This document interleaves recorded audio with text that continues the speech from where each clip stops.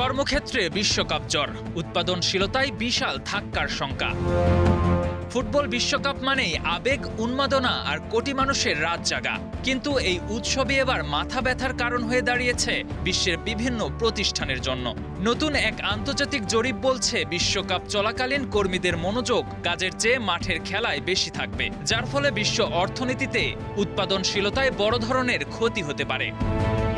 মানব সম্পদ ও কর্মী ব্যবস্থাপনা প্রযুক্তি প্রতিষ্ঠান ইউকেজির গবেষণা অনুযায়ী বিশ্বকাপের পুরো আসরে বিশ্বজুড়ে বিনিয়োগদাতাদের প্রায় ১,৭০০ কোটি ডলার ক্ষতির মুখে ফেলতে পারে, যা বাংলাদেশি মুদ্রায় প্রায় ২,০৮,৬৫৬ কোটি। কারণ কর্মীদের বড় একটি অংশ ইতিমধ্যেই বিশ্বকাপকে কেন্দ্র করে নিজেদের দৈনন্দিন কাজের সময়সূচি বদলানোর পরিকল্পনা করছে।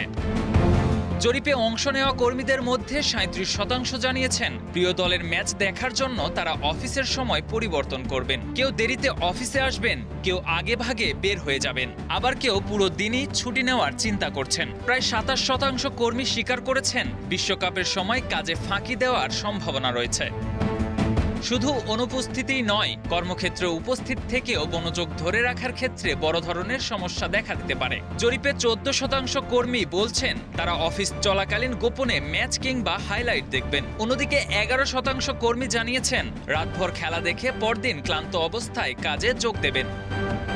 গবেষণাটি পরিচালনা করা হয় Australia, Canada, France, Germany, Mexico, Netherlands ও যুক্তরাষ্ট্রের ৮,০০০ কর্মীর উপর। ফলাফলে দেখা যায় সবচেয়ে বেশি ক্ষতির আশঙ্কা যুক্তরাষ্ট্রে, যেখানে উৎপাদনশীলতায় প্রায় ১,১৭০ কোটি ডলার ধাক্কা লাগতে পারে। তালিকায় দ্বিতীয় অবস্থানে রয়েছে জার্মানি।